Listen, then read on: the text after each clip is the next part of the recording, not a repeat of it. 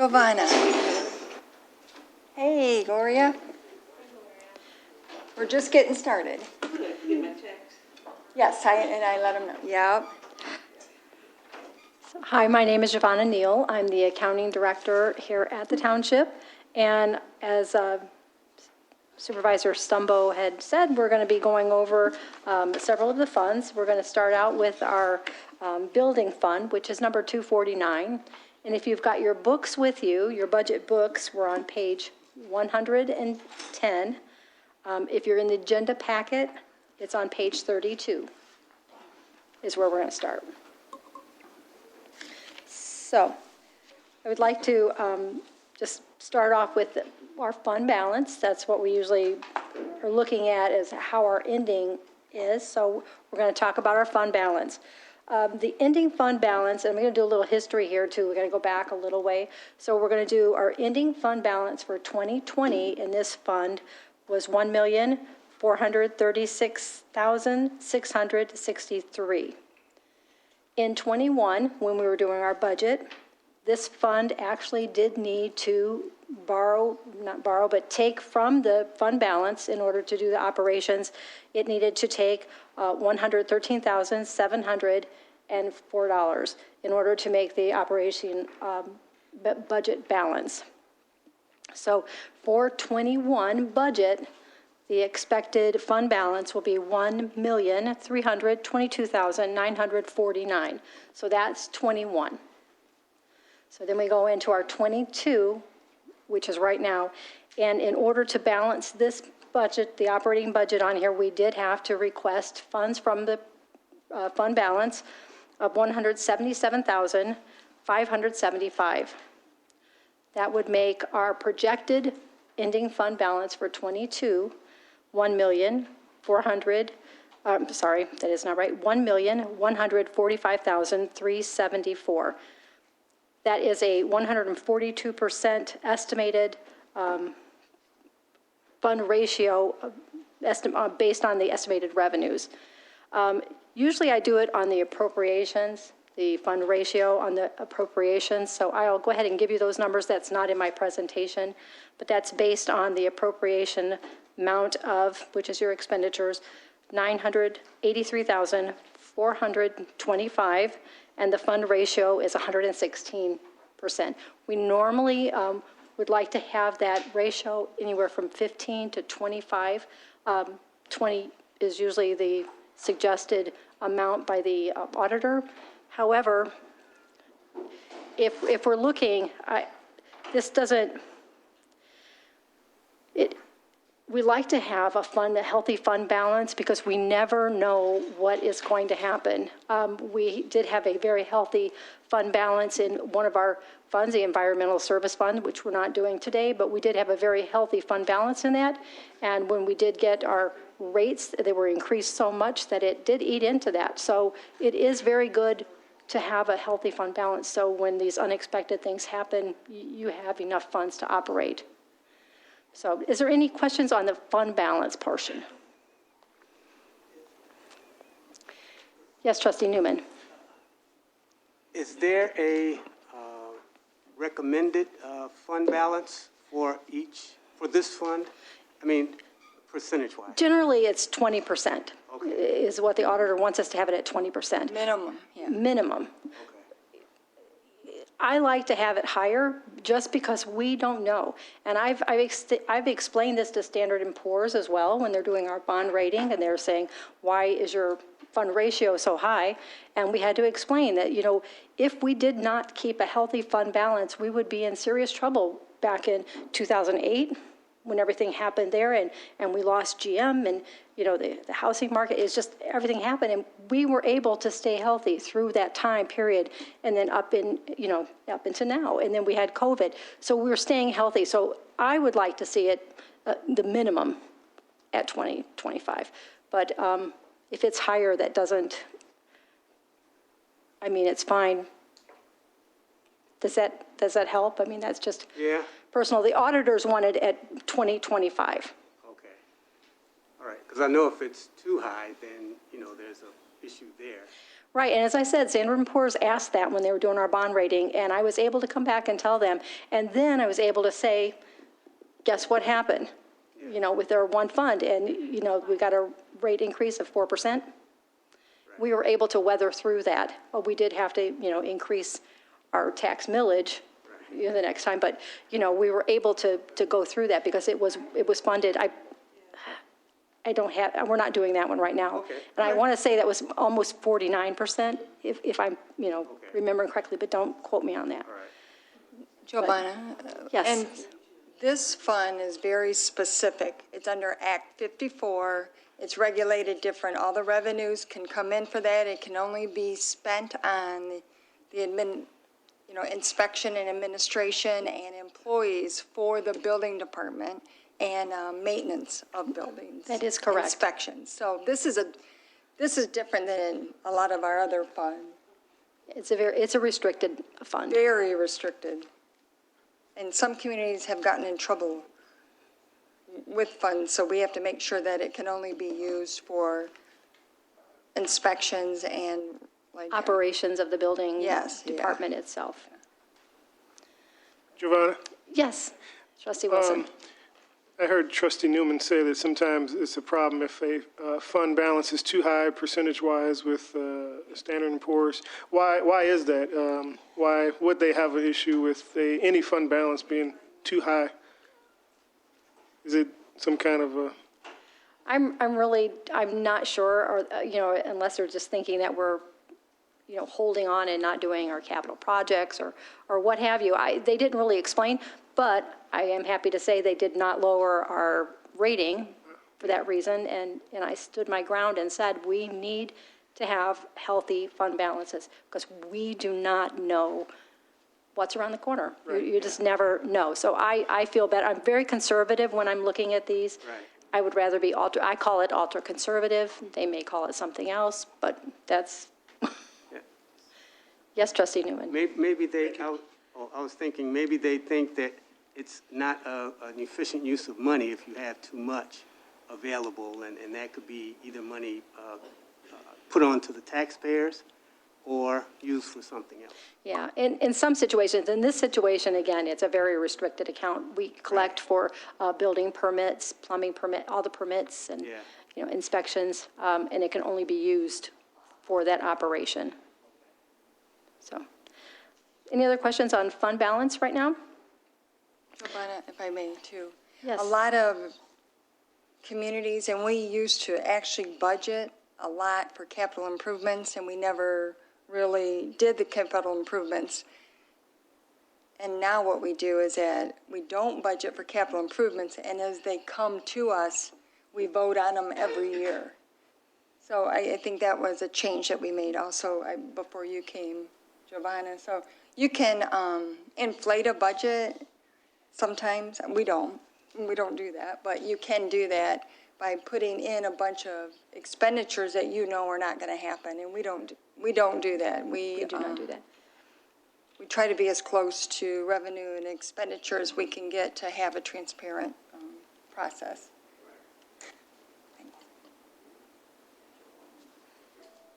Okay, and so on the budgeted revenues that we have, the total of those revenues are just slightly higher, budgeted in 22 over 21, and that's basically continued anticipation of the growth in the community. So we've had quite a bit of growth, so we've been very fortunate. So if you want to look line by line on these funds, that would be 110 in your budget book, or in the agenda packet, it's page 32. And that's a line-by-line budget for 22. It's a requested budget. It's the last column. We do have narratives for each one of those. I usually don't take time to go over each one unless there's something that just pops out. So if you have any questions on the revenue, on our building fund, I can answer any questions. Yes, Trustee Newman? I see, looking at the building, electrical, and mechanical, which are based off of... John, I'm sorry, can you hear my, oh, yeah. I see that the building electrical and mechanical permits are based off of projects, based off of specific construction projects for the year. Do you have a list of the new construction projects or renovations? Or I do not. We would have to ask Dave Bellers. He's our building director. He could certainly give us copies of those. Okay. I'm sorry, they look at site plans that are being discussed that have not been submitted and approved by the Planning Commission that they know the construction will occur in 2022. So it's kind of an estimate based on the cost. American Center for Mobility estimated improvements and their costs, then they do additions. It's kind of just a forecast of it, but a lot of it is based on conversations with the planning department on future development. Like Hercules Cement is one that we know is coming. It's a new cement company. There's a secret, I guess, project called Project Yoga, and and as soon as they submit, it becomes public, but it's just conversations that the planning department has and projected to be built in 2022. And we do look at history as well. That's for average building permits. How many houses are they going to build? What's left in a final phase of a housing development like Lombardo? They take all that information and do an estimate. So it's not exact? No, not at all. No. Taxes are more exact because we know what the taxable value is. This is like recreation, golf course.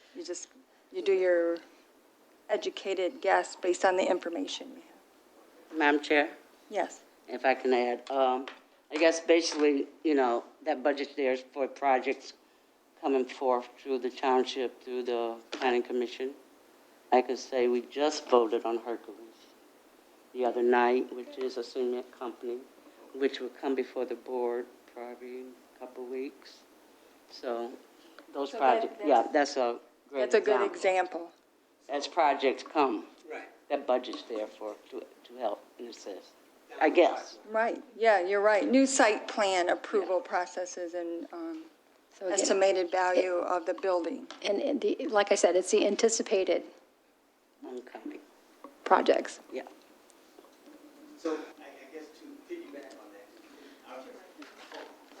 that, And closer to. are the permits a set cost, like the electrical? Yeah. Yes, they are. So you can kind of back into the number of projects? Okay, Yeah. Yeah. all right. All right, thanks. Okay, if we have no further questions on the revenues, we'll move on to the expenditures. And the expenditures. So I did go over the overview last meeting in regards to wages and fringes. I just want to say that really there wasn't any wage increases budgeted. Mostly every one of the unions are in negotiations except for fire. I'm not going to go into all of those, but I did want to say that we did receive some wonderful news today, and I would like to have our HR manager come up and share with us this great news. Oh, Karen Wallen.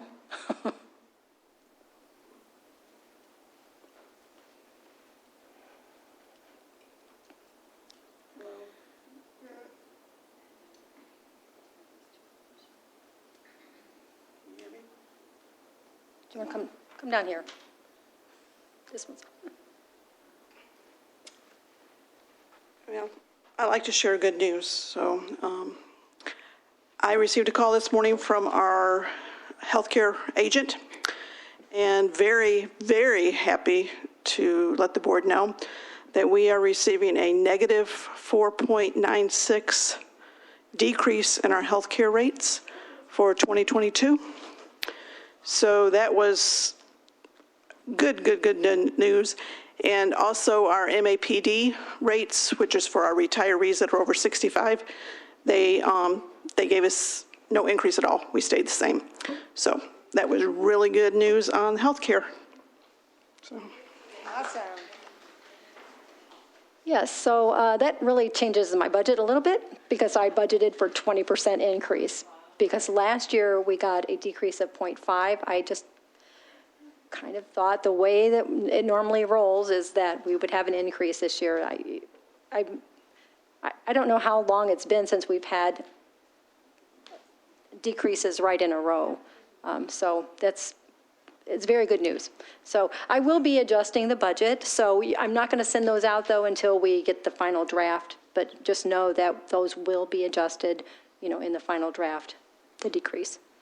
I'm sorry. Oh, so that means instead of 20%, it's like 16, roughly 16%? No, it's negative. Wow. It's a reduction. So I'm reducing, so I'll Overall reduce it to reduction. 20%, and then I'm going to reduce it Oh, wow. almost 5% after that. Nice, okay. Yes, so it's good news. So, yeah, we were very happy to hear that. We also, I just want to say that we did get the decrease in vision of 24%, a decrease in the disability of 24%, no change in the dental, and no increase in life and no increase in the dental. Just kind of give an overview of last week. All right, and as far as going line by line on the expenditures, again, I just kind of want to bring out a couple of the things that I thought, were different. One of them would be the supervisor salary.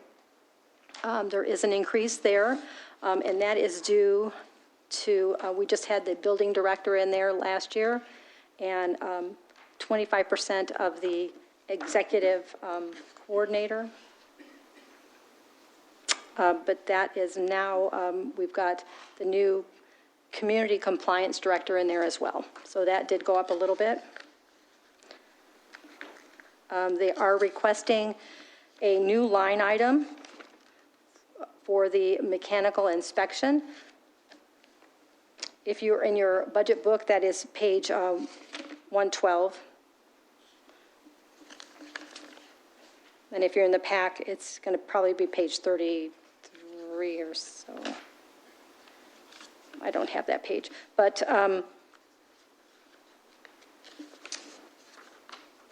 so we did not have a mechanical inspector in the line ending with 706018. They are requesting to have that position. They're hoping to have a dual licensed inspector to do plumbing as well. This was actually in the contract. We had to contract individual that came in and did these for us. That was in the line item, contractual services, which is ending in 818000. We did reduce that $1,000 in anticipation of hiring a mechanical inspector. We will still need to do plumbing inspections, and occasionally if there's a need, we would have to contract out for inspectors. So we still want to keep a little bit in there, and we've kept $60,000, so we did reduce that line item. Also, we budgeted $30,000 for capital outlay for furniture and fixtures. I had thought that we weren't going to need this, but I was informed that, yes, we still are going forward with this project, so that's still going to stay in there. And also, I've budgeted $35,000 for a vehicle to replace an older truck. So is there any questions over the line-by-line budget? Giovanna, we posted for the mechanical position and no one applied that was qualified. So Dave Bellers is maybe looking at bringing back an adjusted wage for dual certification after meeting with the union, of course, because if they have a dual certification with plumbing and mechanical, we need to pay a higher wage than that. So that might be coming back after they, HR and legal gets with Teamsters and stuff, but we're having a hard time filling that position right now. So Right. that's just an update. Any other questions on the building fund before I move on?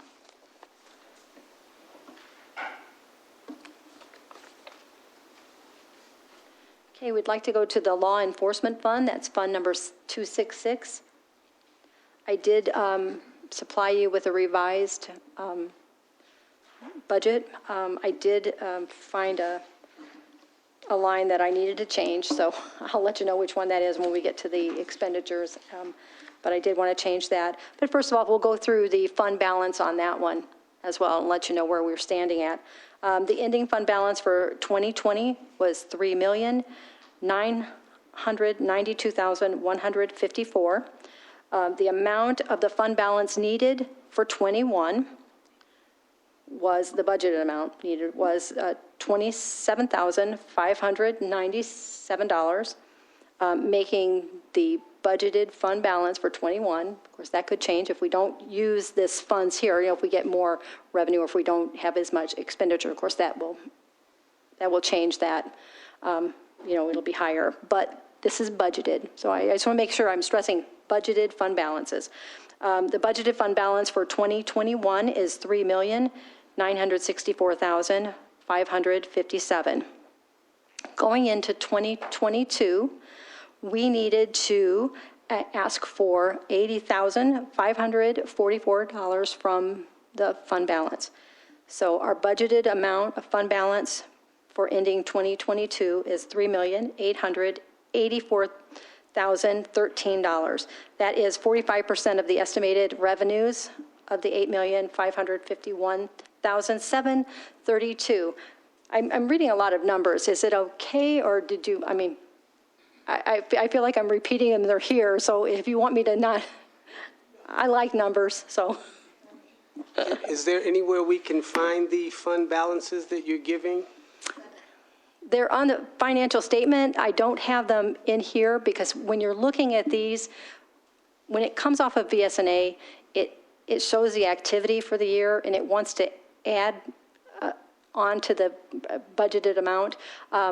Normally, I pass out a form for you. I will have one ready for you so you can kind of get an idea of where we're at, if that helps. For 2021 anyway, I can tell you where we're kind of standing there. All right, yeah, it just doesn't, it doesn't work nice and neat. It doesn't give you those numbers. Yes, Trustee Peterson.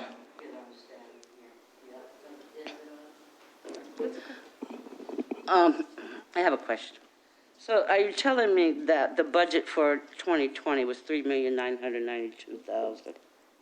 That's our fund balance. That's what we have, our fund balance. That's what we ended to the good. You did good. That's our, yes. So for 22, you saying this is the 45% estimate revenues of $8,055,000?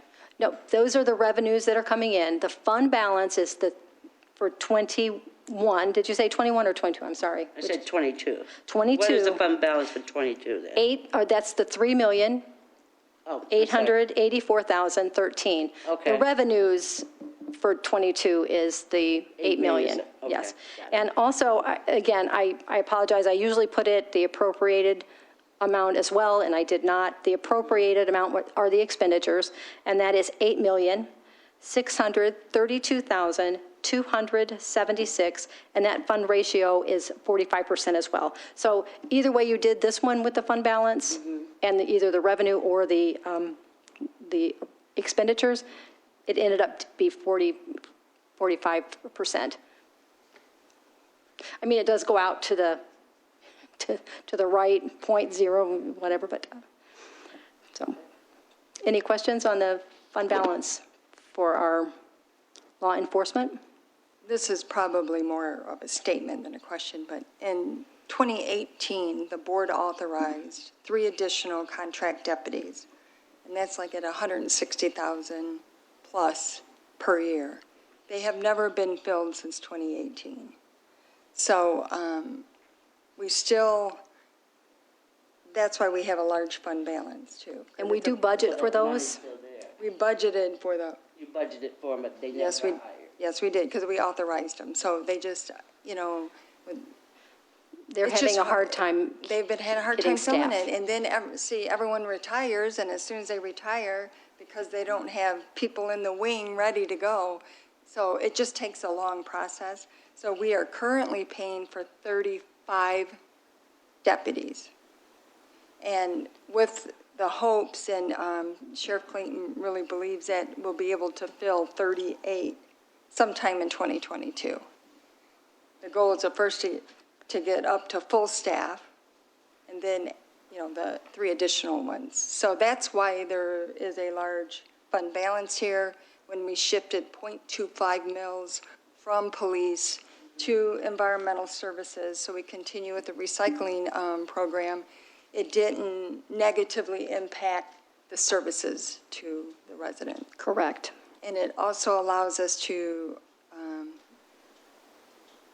have new technology in the budget. That Stan and Heather and I and Doug, when the sheriff has new technology, we actually pay for, we pay for that. We pay for our own police station out on Huron Street, the maintenance of that. So there's a lot of expenditures in this budget other than, yeah. So I just wanted to say. Very good. That was very good. Thank you. Okay, and so we did go over the tax millage last meeting, and I did put that in here. That is now at 5.7 mils.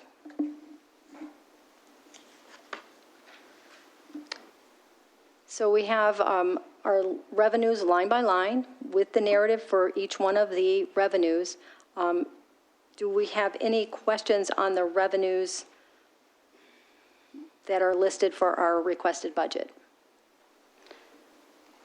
That would be on page 124 of your budget book and 38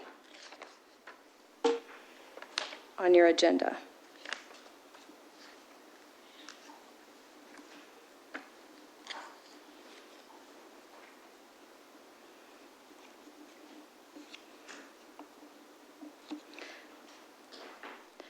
The rental inspections, vacant inspections, those are on here as well. The ordinance, what we collect from ordinance inspections are in these revenues, and they are explained in the narratives.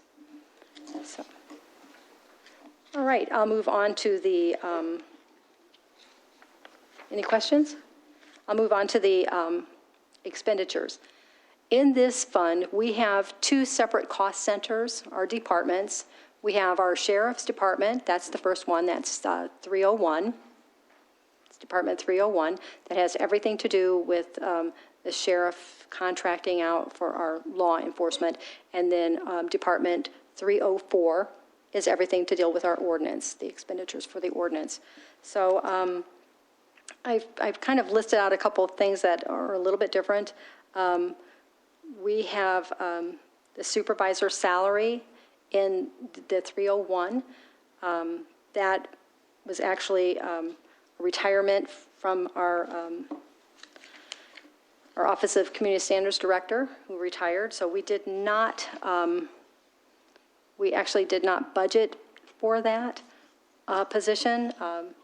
Supervisor Stumbo is going to step in and kind of oversee the law enforcement section of that for right now.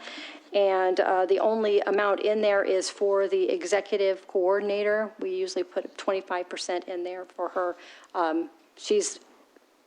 That position is throughout a couple of the funds and departments because that person is up in Office of Community Standards, and she does touch a lot of those departments. So we just kind of allocated her out to different ones. So that is there. As far as any of the other expenditures for the sheriff's department, those have some really big narratives on it, especially the one for the contract for the sheriff's department, which is at $6,289,228. The narrative on that tells you about the units and how they make up the units. That is on the narrative for 8, the last 6 numbers is 831000, and it kind of tells you about the 38 deputies and the units that make up that. There's lieutenants, there's sergeants, there's things that make up that amount. Yes, Trustee Newman. So in reading this, it said we were budgeted for 38 sheriffs, That is correct. but we are only paying for 35, but only have 32. So that's, I guess I'm confused. Correct. They do give us credit back for the overtime, so they don't charge us overtime when they have to make up for these, so there is credit back. We're guaranteed so many hours per deputy. And if they can't meet that obligation, then they use overtime to do it. But having less deputies mean our deputies are working a lot of forced, I call it forced, I don't know. It is forced. Okay, forced overtime, and no one wants that. I mean, we want overtime if that's what people want to do, but now they're forcing overtime. But we want to have 38 deputies, so we have to budget for it. And we're getting billed for 35 of them. And whatever, the 35 hours per deputy equals, they have to meet that. Like, they have to meet the number of hours that we have. Because Credit would be the difference between the 38 that's budgeted and the 35 that actually exist. So is that reflected anywhere, the credit, or? yeah,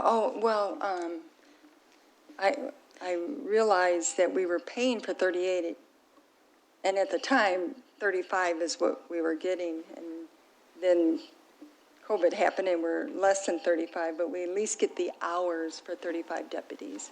And we're only billed for 35 deputies at this time, but we're prepared for 2022 to have 38 to be at full staffing. Oh, and I'm sorry, in looking at it as well, if it was full staffed, then there would be, what, 7 more positions? 3 more. 3 more? We are billed or invoiced for 35 deputies. Because I was looking at the sergeants, sergeants for each, 7.5? So I tallied 5 sergeants, 1 sheriff deputy, and 1 lieutenant. Well, we pay for what's called a PSU, a police service unit. Okay. So when we contract for one service, when it includes all those positions in it. Okay. Did that, Well, it's different than. Yeah, they allocate that all out for Yeah. the 38 deputies. But the lieutenant, the sergeant, they're all part of a unit, so we're charged one price per the unit. And that did increase this year by 1.5%. And per the contract, if you have so many numbers, then you get a lieutenant as part of your contract. Yeah. Then you're supposed to have so many sergeants as part of your contract. right. And And that's where the 45 came in? Yes, Okay. yes. All right. Yeah. Stan? John, it's actually, and for the other trustees, it's actually more than 45, because you're adding in a full detective bureau, correction services, things that we get as a bonus even on top of that. So as expensive as a PSU can be, when you lay out everything else that goes into it, it's actually a relatively fair price, because we get so much more above and beyond. Okay. It's not really a part of the contract. So that's ideally if all things, were filled. So in other words, if it's like it is now at 35, do you still get all those? Yes, yeah, we Okay. still get all the benefits of a full investigative division and everything else. Okay. And we do have that all listed in that narrative of all the things that do come with that Yeah.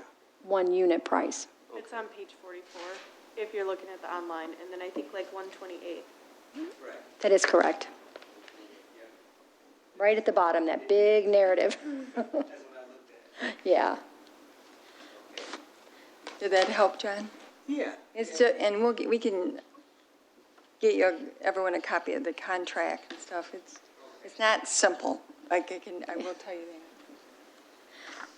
Right, the other thing that I did want to touch base with that had a sizable amount budgeted was the LEAD program, and I believe Supervisor Stumbo can talk about that. Yeah, we had budgeted for LEAD, which is, we never had, and everything's because of COVID, but we are going to start meeting with, I think next week we have a meeting scheduled with the police committee meeting and Derek Jackson for LEAD, but they're funding that.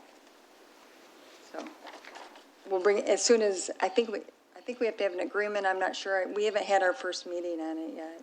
So we'll be meeting next Monday. And I think we'll be taking that off the budget, because I think it will be coming from their end. So that'll be another change, we'll be taking that off.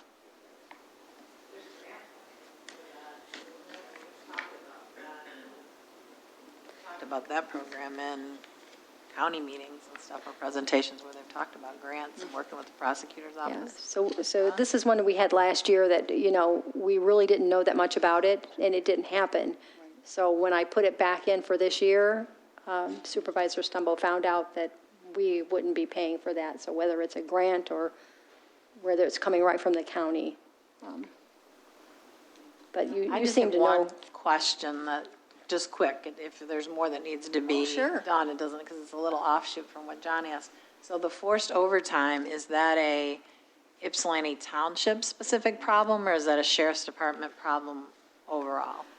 When they're forcing they said it. overtime?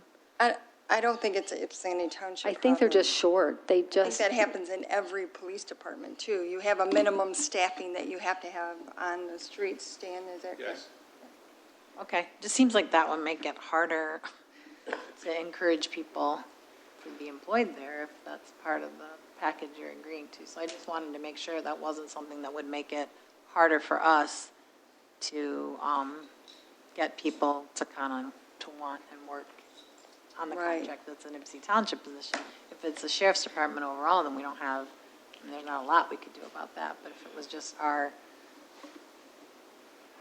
the units that are ours, Right. allocated to us, that could make it Yeah, less attractive to be the, in Ypsi Township. our lieutenant and the sheriff does a very good job of making sure that it's like equalized. So one area is not, and plus they can't pull from just our area to work overtime. They need other people to help cover the hours as well. Ideally, it would be great if they funded if it's funded, it's just not filled, the 12 positions that are countywide. If that ever was filled, then we would always have people to help with the overtime and do things. And compounded, really, it's hard to attract into that profession. That's not our issue, that's a national issue, is what I'm told. So it's not us, that are doing that forced overtime. It's kind of like the fire department, too. They have a minimum staffing, but when you go way below the amount of people who are there, that forces overtime. Right, Stan? Right. Okay. And our polices that are assigned to Ypsi Township, they actually work 12-hour shifts, which is very attractive to new hires, because they get more time off if you work 12-hour shifts. And it's only in Ypsi Township that that's occurring, which is a good thing. Okay. all right. So then we'll go to the Department 304, which is the Ordinance Department. That's on page 132 in your budget book. I had a couple. Oh, I'm so sorry. A couple more questions about expenses, police expenses. The police security for the 14th District Court, are those additional positions Yes. to the 35 or 38? Yes, and we had that budgeted last year as well, but we did not, we didn't use it. So we budgeted for court security, which is what they do throughout the county. They're usually retired police officers that actually do that at a fixed rate of 20 or $25 an hour. So it's not a full benefit. Correct. Yep. And they do come from the county, correct? Yeah, well, Sheriff, that's where they the other appoint them. courts hire them from, and I'm They appoint assuming them. that's what we'll do as well.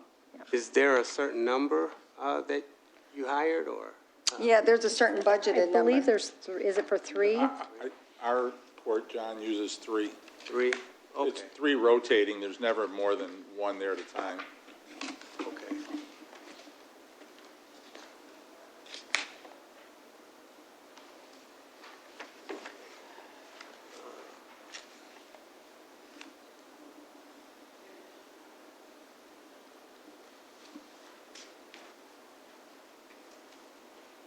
That's all I have. All right, so we'll move on to the ordinance department, which is 304.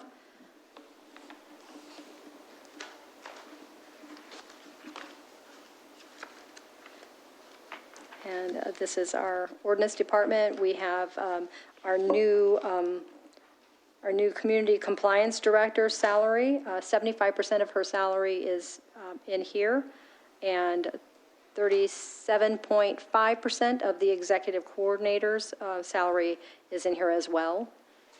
That's just where the majority of the expenses are for law enforcement, for the supervisor position there. And we do have 4 ordinance enforcement assistants, 2 floater clerks, and then we have 2 admin ordinance enforcement officers. We're at full We have- staff. Yes, finally, we've hired 3 new Yes. people in September. They started September 7th. So now we're back up to full speed, just training now, so. We do have our neighborhood watch program budgeted in this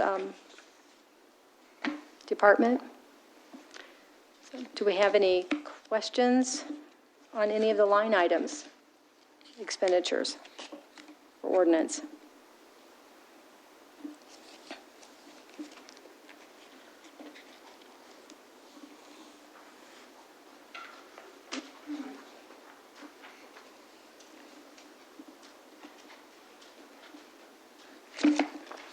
Okay. We'll move on to our next fund. It's a new nuisance abatement fund. This is where we have blight, noxious weeds, board ups that we have to have contractors go out and do for us, and then we charge the residents if they. I believe we first give them a chance to make the corrections themselves. If they do not, then we have someone go out and do it, and then we will bill them for the services that we had to contract a third party for. At the end of the year, if these charges have not been paid, they get applied to their taxes.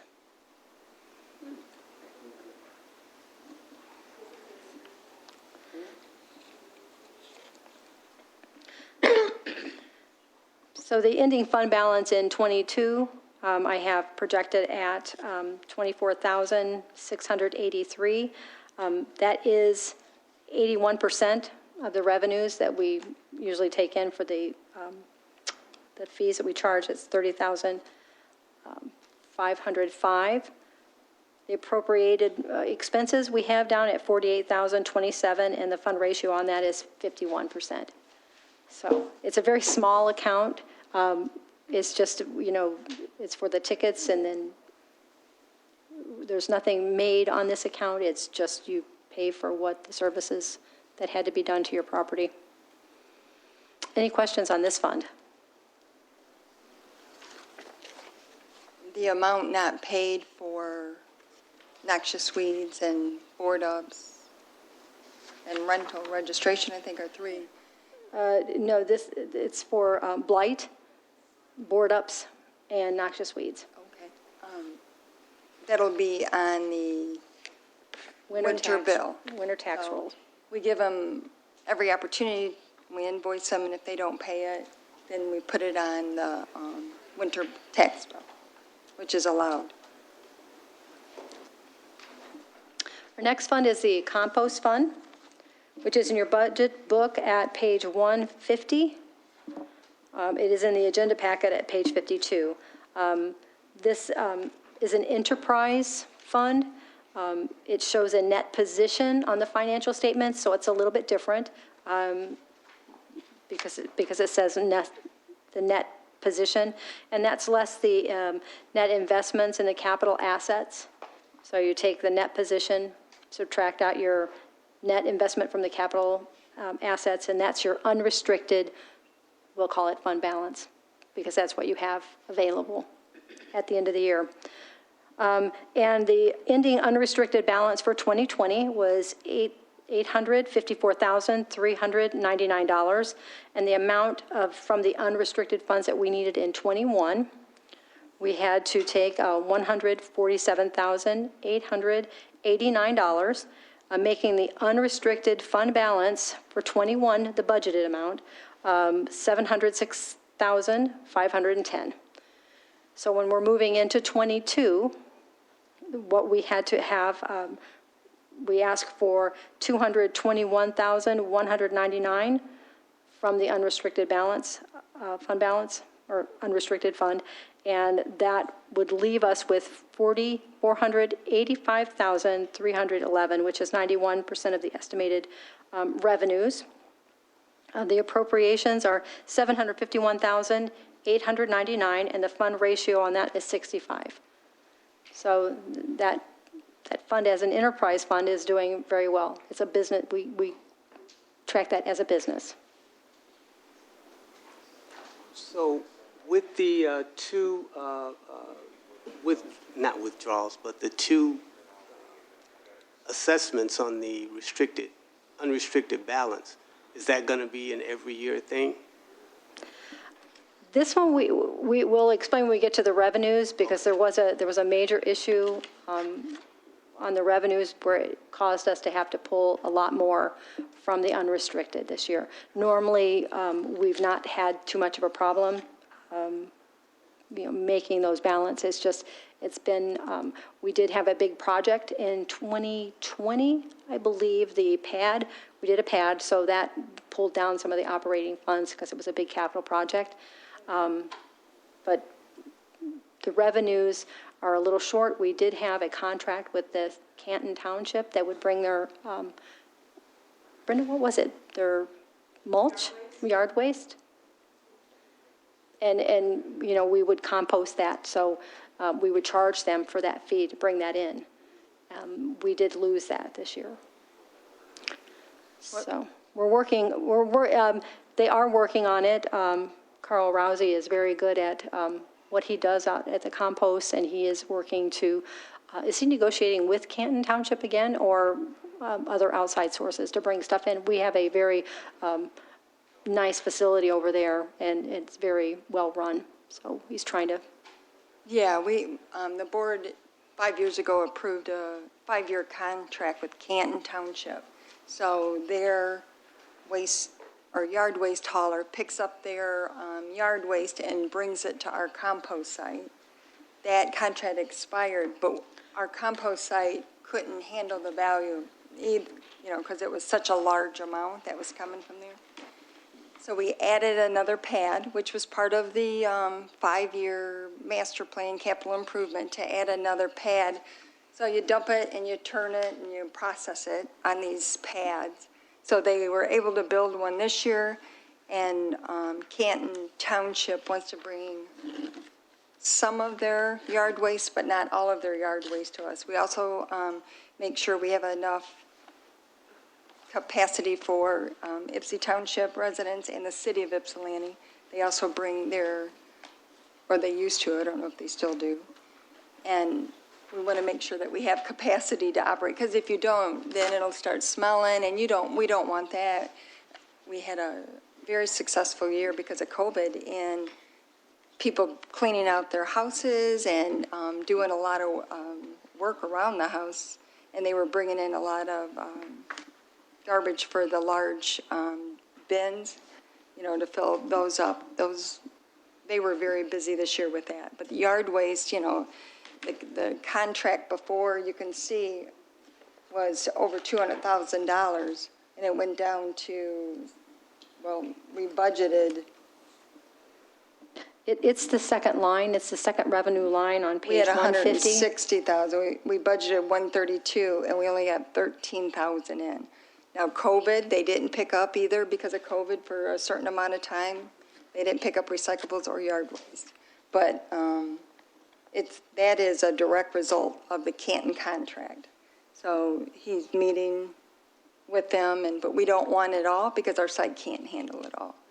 I mean, we'd prefer not to have, we don't want odor in the neighborhood and cause harm, because it's a close area to residents. But that compost site is one of the best operations that we're very blessed to have Carl Rousey and Brandon.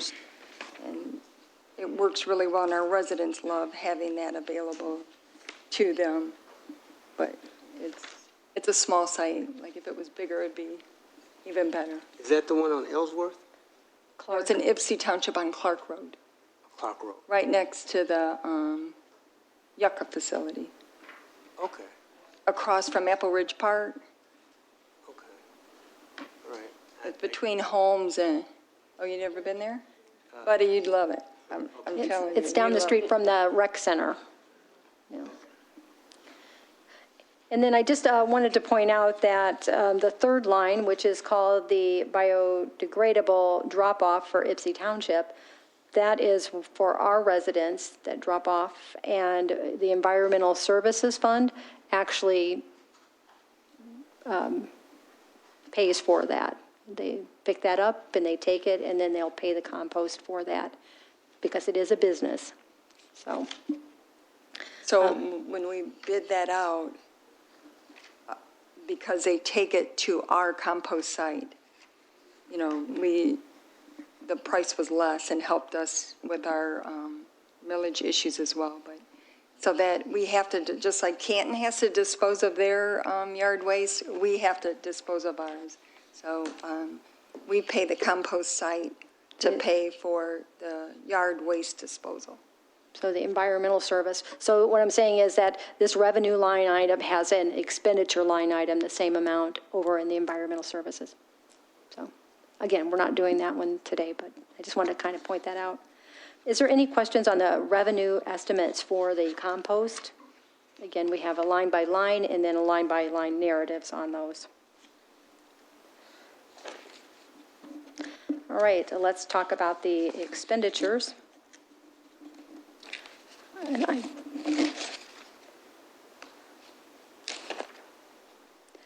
the expenditures, the only thing that majorly changed in this one was that the OPEB retirement was never allocated out of this account. It was in the general fund account.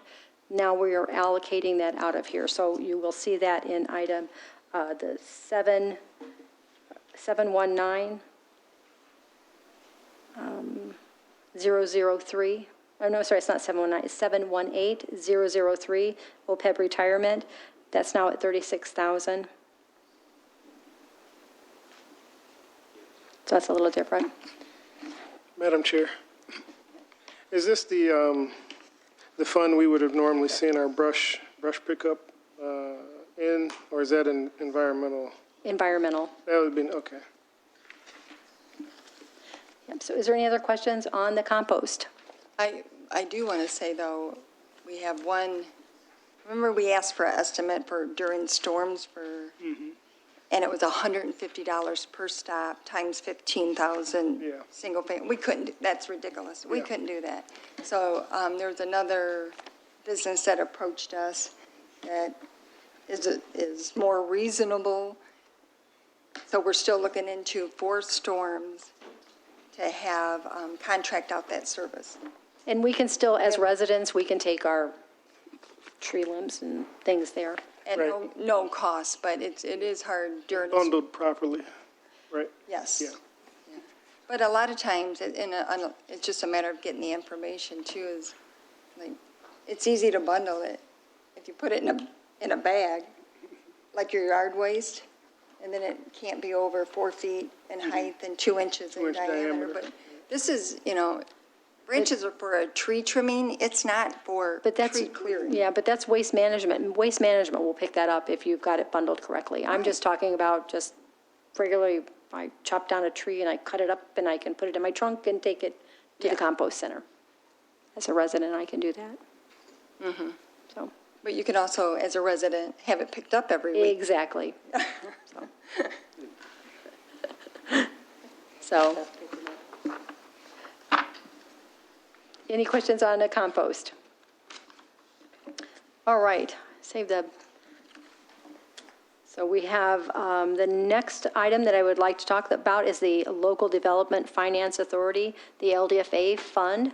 I did want to put a little history in here because this is, you might be new to that acronym and kind of let you know what it is. The LDFA allows the use of a tax increment financing to fund the public infrastructure improvements, all right? So the Board of Directors for the LDFA, they approved the tax increment, the LDFA, back in '06, and the Township Board then approved as well in 2006. So one was done in July, and the board approved it in August of that year. All right, and the complete plan and the list of the board members are on our website. I did put the web address on here. It does have a, I don't know how many pages the plan is, but it's very descriptive. So if you'd like to see that more in depth, that is posted. I did, go back on the history, and it's like 71 pages or something, because I wanted to know about the LDFA and Right. just what it was about and how it relates to the various projects, because it affects the bond payments Exactly. that are being made. So I went all the way back to just try and get a history. So, Right. But I'll let you go ahead. So the property is what we're calling the Seaver Farms property. It's it's currently owned by the township, and then 36.06 acres was sold to Bosel Group. That's and approximately 25 acres of the property fronting Huron Street is the location where the improvements was. So in front of Bosel was where all the improvements was made. And then new roads, sewer, water, storm drainage. Bosel Group was there until January of 2019.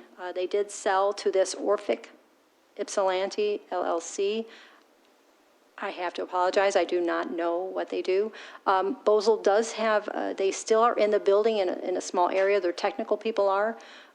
We do collect still on that property because it goes with the property.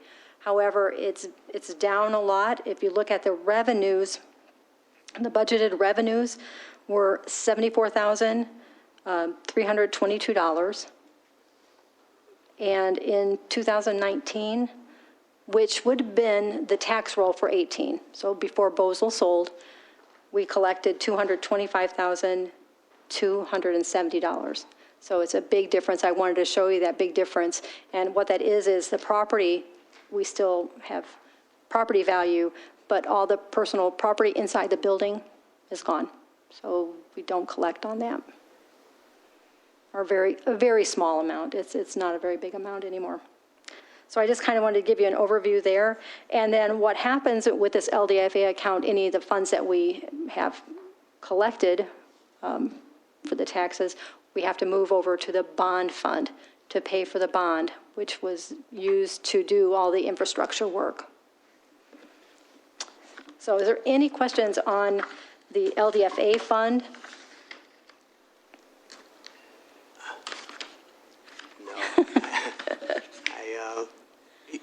It was interesting because the bond was taken out for 20 years, and when Bosal was constructed, it was, I think, constructed for 25 years. But at 12 years, that's when they decided to sell.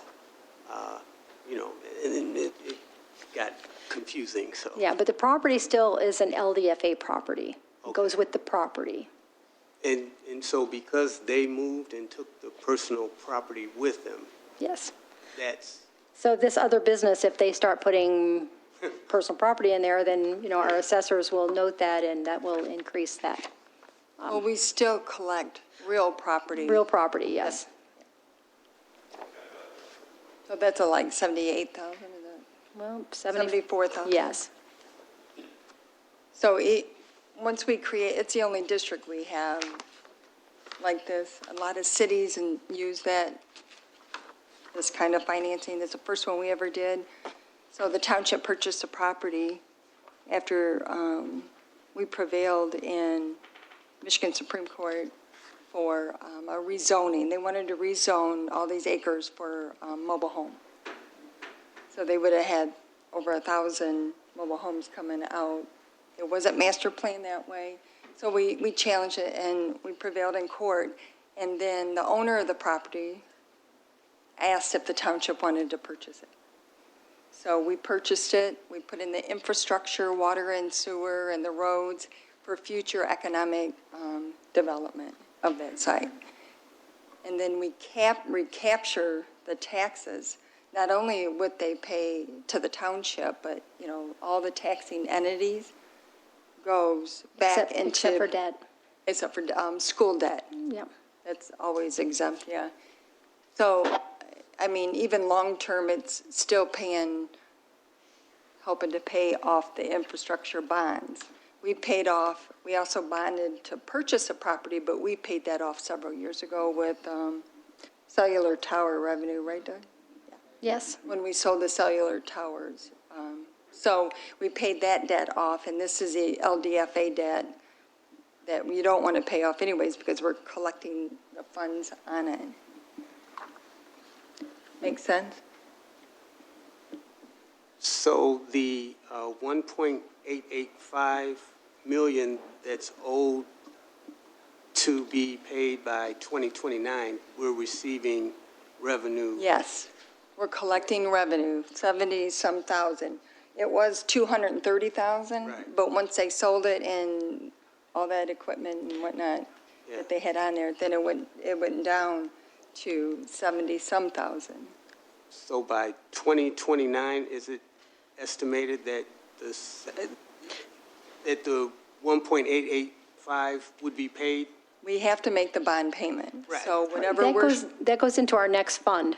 Okay. So this 250 is our LDFA fund, that's collecting. Okay. Then our next fund is our general obligation debt bond fund. This is actually where the bond is at itself. This is where we pay principal and interest, is where we transfer from the LDFA fund over here. So you'll see our revenue for that. The bond was purchased, or, you know, we purchased the bond to do the infrastructure project back in 2006. The original amount of the bond was $3.2 million. Maturity date is 2029. The balance at the end of this year will be $1,695,000. This one also had a fund balance, and it did have a fund balance because we had another fund that was used for the capital project. So we had the bond that we purchased, and then we had a bond, a fund that actually did the capital work. So all the expenditures that went into the infrastructure, all that we paid out of, it was Fund 498, which we've moved whatever was left, we pushed it back into the bond debt, and that was the fund balance. That's why there was a fund balance in this account. So when I go over this fund balance, you'll know where that came from. We had extra from the capital. You know, we didn't have to use all the 3.5 million on the infrastructure. So we pushed that back. So the fund balance in 2020 was $117,405 that we needed for 2021 because the amount that we had coming in from the LDFA was only, hold on, $78,572. That was for '21. So I needed to have some more funds so that we could pay the principal and interest. So we had to have the $115,321, and that makes the fund balance in '21, the budget fund, $2,088. So that's pretty much gone. All right, and that's the revenues. Again, this year, the projected '22 revenues will be the $74,322. We will have to make up the amount. The general fund will have to, put some money in there for us. So there's a contribution in the general fund that's an expenditure in the general fund that is going to be transferred over to this bond debt fund of $159,468. And then you can see the principal and interest. I've got marked down here. The principal is $195,000. The interest total for the year is $38,340, and there's usually an administrative charge for the bank at $450. So my question is will this have to be paid until 2029? Yes. The $159,000? Unless, like I said, unless they're going to be putting more personal property back into that building, we would actually collect more taxes. But right now, it's just the real property and a little amount of personal property. So yes, we would have to, the general fund would have to make up the difference. So I just did the math, and 159,468 times 8 is 1.275 million that the general fund will have to absorb? We have to pay the obligation, Right. so.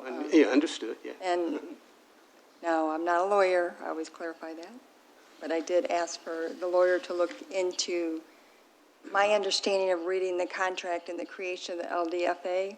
After the bonds are paid, the township can still levy and collect the money to pay the township back for those bonds, but I'm not a lawyer. So we're getting closer to that date, and as we get closer, we need to make sure we have an answer on that. So If not, it's development-ready property too, which is a good asset to have. yes. So is there any other questions on any of the funds that I've gone over today? I just had one question about, it was about the community project in the law enforcement fund. And I guess my question was that for, let's see, for 266? That's,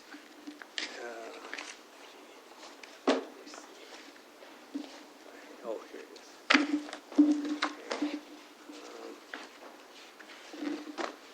That was one of the community work programs.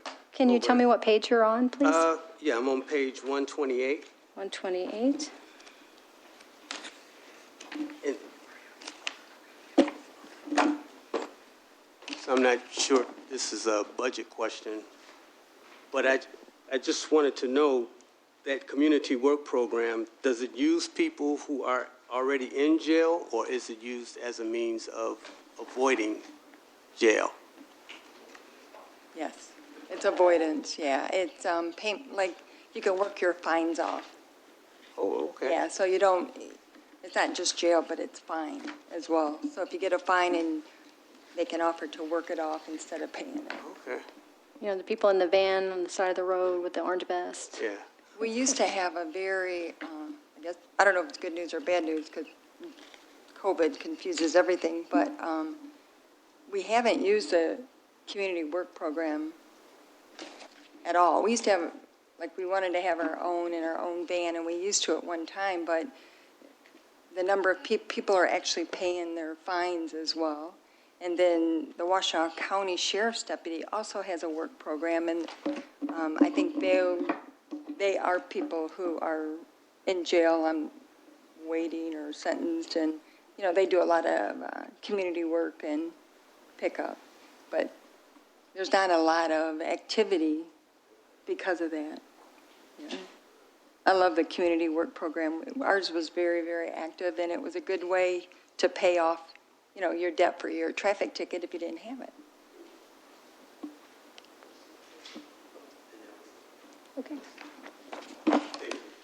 Thank you all. Thank you, Joe. You're welcome. All right, we will be moving, I know the next item on the agenda is a presentation by the county for the Barrier Busters Network, they call it. And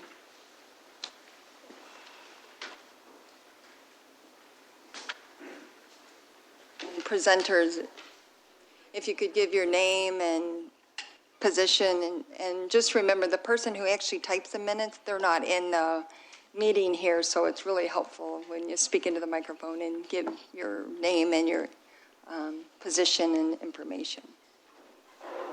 Thank you for having us tonight. My name is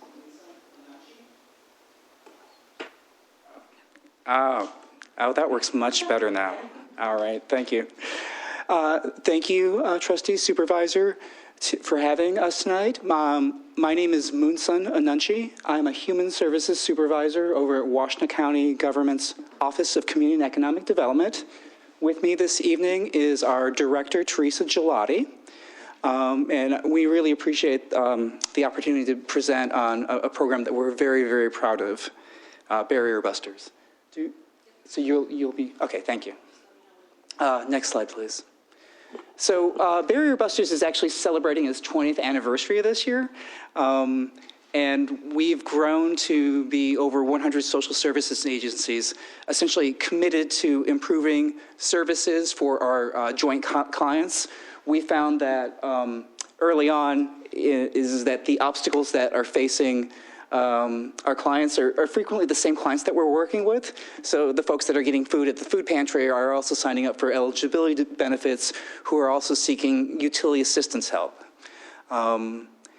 And to serve our residents that are in need, our member agencies have access to our Barrier Busters Emergency Unmet Needs Fund, which is a collection of private and public funds that provide our social service agencies access to emergency funds for some basic needs such as transportation, housing, utilities, and medical needs too. And also with the advent of the pandemic, we've also kind of expanded the access. We used to work with very much traditional social service agencies like the Salvation Army, but we also started to work with neighborhood associations and other community groups so that even more residents could have access to these services. Next slide. So the type of fund requests that we have include housing, utility, transportation, and health emergency assistance. We also have a category for miscellaneous, but that's not used very often. Since the pandemic, the funding flexibility has been extended also to pay for childcare, food security, and funeral needs. For a while, actually, with some of our private foundation funds, we were able to do direct cash assistance to some households as well. And how it works is that a community resident simply connects to one of our Barrier Buster screening agencies who submit an emergency assistance request via an online secure database. And then we get alerted, the Barrier Buster staff gets alerted, and then we will respond within just 24 to 48 hours.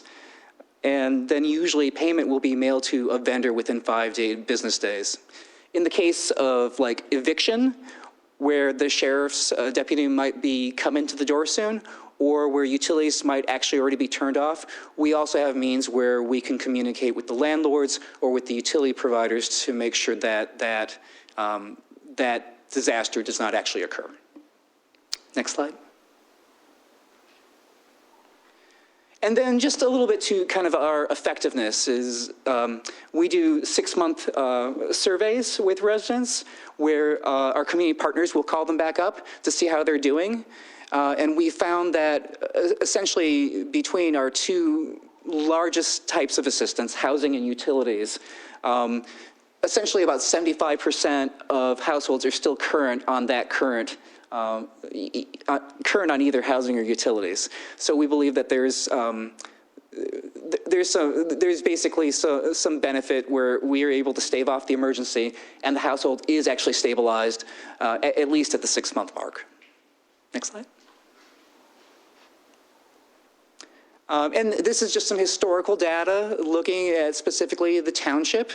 In 2019, we had just a little bit over 400 requests, of which about 170 were from Ypsilanti Township.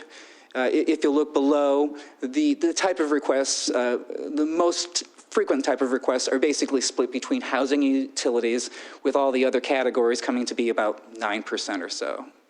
Next slide.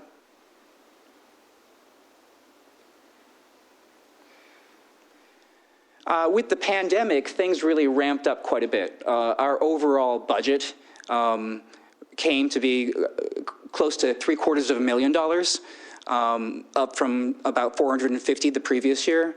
And, you know, there was over 1,100 households that were actually assisted with barrier busters, including 417 from Ypsilanti Township. We also have the ability to pull out basic demographic information.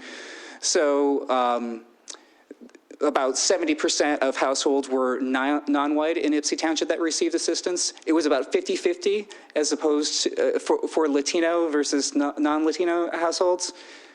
And we also found that there was a significant amount of households that had one or more adult members that were immigrants, and it was about 50-50 as far as immigrant versus non-immigrant households. That graphic is a little bit off. It should be 50-50 and not 73-50. Next slide. In 2020, we saw a little bit of difference just as far as the type of assistance. There was greater need in other areas beyond just rent and utilities. In 2020, there was also a number of eviction moratoriums, increased aid for eviction, not necessarily managed through barrier busters. So we saw an increase in needs for utilities, and then also for move-in costs and other types of assistance too. Next slide. Year to date, we've looked through the first 6 months of 2021 within Ypsilanti Township. There has been 258 requests. There's been a huge need for utility assistance. The decrease in housing need is attributed to there's a federal program called the COVID Emergency Rental Assistance Program, and so that's sort of diverted a lot of the eviction prevention or rehousing needs. Next slide. And we're able to, as I mentioned earlier, we get our funding from a number of sources. We've got some small bit of federal funds and then significant local funds, both from municipalities and from our local foundations like Ann Arbor Area Community Foundation and United Way of Washtenaw County. Currently, from other municipalities, we receive $250,000 annually. And we've been making ongoing outreaches during the pandemic to make sure that both households and then the greater social services network know about barrier buster services, which is this flyer is one example of that. And that's all. I would be happy to entertain any questions. Are there questions? Yes. I guess I just have a quick one for you. I just got to move it closer. Sorry. So I'm trying to figure out, you mentioned that you work with a number of partners, and one I think you mentioned was United Way. So as I grew up, United Way was the agency that you went to, and they're the ones that did this. How do you differ from them, or how do you work collaboratively with them when it sounds like you have the same mission? Sure. And United Way provides wonderful services, and we're a very close partner with them, especially in terms of trying to drive new social services initiatives in the area. For example, coordinated funding is something that was a joint project of United Way, Office of Community Economic Development, Ann Arbor Community Foundation, and a number of other partners. United Way, Barrier Busters is kind of more tactical in nature. United Way services like 211 looks more at sort of like system level referrals and resource connection, which is invaluable. And it's actually kind of the flip side to Barrier Busters, where Barrier Busters provides kind of the emergency room assistance. The resources and referrals from United Way are kind of like the longer term stability that helps the household sort of like maintain themselves. So you mentioned, I'm sorry, Madam Chair. You mentioned the new fund, the SARA funds that came in for rental assistance. Yes. So that kind of frees up Barrier Busters for the utilities assistance, move-in. Yep, transportation, medical, yeah. Okay, thank you. Madam Chair. Yes. I was just curious about the utilities. Do you guys know specifically which utility types of bills we're talking about for Barrier Busters? Yeah, and actually in the summaries that you see as far as our categories, there's a number of subcategories. So like with housing, there's actually six subcategories that deal like with eviction, right? Or move-in, or mortgage, or property tax assistance. With utilities, we look at three main ones, water, gas, electric, and then, no, those are the ones, yep. Yeah, I would be really interested in like seeing those subcategories. If you Yeah. guys Oh, had yeah. We time could. to- I can definitely provide some charts on that. As far as utilities, the majority is going to be 90% plus is going to be DTE payments. Okay, thank you. Stan?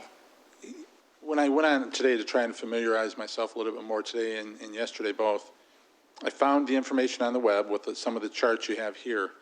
I went to the meetings to try and just get a little bit more in-depth on your meeting minutes, and I couldn't find those anywhere. Every time I clicked, it would not go to a meeting minutes. So is that something that you could send over to us? Sure. And if it says minutes on it, that's probably some artifact that we need to clean up. Okay. We actually have So on the agendas. Yeah, I'll be happy to connect you with the agendas, and we actually try to live stream each of our meetings, which are then recorded on YouTube. Oh, beautiful. Yeah. Thank you. And the meetings are a little bit different. I mean, they're not different. Barrier Busters actually has several components for trying to bust the barriers for our mutual clients.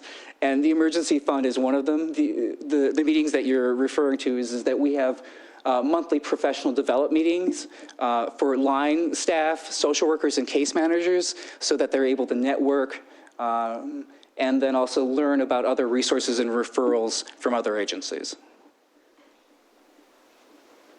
Trustee Swanson? Hi, thank you for the presentation. So I have a couple questions. Like when you mentioned local sites, like people who could input information, I know like Ypsilanti Community Schools had one. Where else would there be a site that someone would go to or interface with in our local community to engage with that? Yeah, good question. There is quite a number of them, actually, but for example, Public Health, Washtenaw Health Plan, SOS Community Services, Salvation Army of Ypsilanti, to name a few. Okay, and then. Corner Health, Hope Clinic, yeah.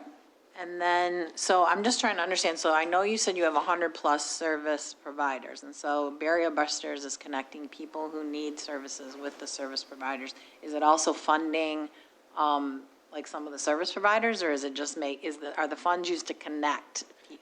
Yeah, so the emergency assistance funds are available to our service providers who are providing other types of services. So like if somebody goes to Hope Clinic, to get their medical needs, but then they mention, oh, by the way, our lights are about to be shut off, they're a Barrier Busters provider, and so they're able to put in that request, that emergency assistance request. It works both ways in terms of creating kind of a more cohesive social service network and then also providing that emergency assistance. Barrier Buster doesn't have any monies to do contracting with agencies, although obviously the Office of Community and Economic Development has other sources of funding where we do contracts. Okay. And so that'll get to one of my other questions. So if I'm understanding you right, the money to help pay with the utility bills is money that's in emergency funds that Barrier Busters is just helping connect to other agencies that are just helping to make sure Right. that happens because they're providing. Exactly, yeah. And, the idea behind it is, as opposed to us trying to do it in-house, is that we recognize that these agencies in the community, they're the content expert in their area, and we don't want to be sort of duplicating or replicating services. And also, we don't want to be having kind of like that infrastructure of staffing too. And so what's the overlap, if there is an overlap? Because I know that the county has this other collaborative funding for service providers, or the people maybe that they do provide money for, and they're doing a big change in that, in the way they look at the organization and the way they look at who they're funding. Are these service providers, like, are they under that same kind of overhaul, or is that different, not connected at all? You want to speak to that, Teresa? Good evening. I'm Teresa Gelati, the Director of the Office of Community and Economic Development. Thanks for having us. So you're referencing the changes in the coordinated funding, I believe. Yep. And we are shifting it to a new human services partnership, which will have much more of a focus on addressing issues around poverty, racism, and trauma. We're looking there to have 3 different funding areas. One that's just a safety net support, so like the emergency food system, childcare, housing and homelessness, and medical needs. And this would be contracts with service providers. Another one would be mini grants to help support sort of new ideas and initiatives from community groups or established providers. And then there'd be a third fund that would be a high impact fund where we're looking for some real change in condition that would be supporting changes in lives of our residents. So that's in process. So that is funding those services. Those were be intended to.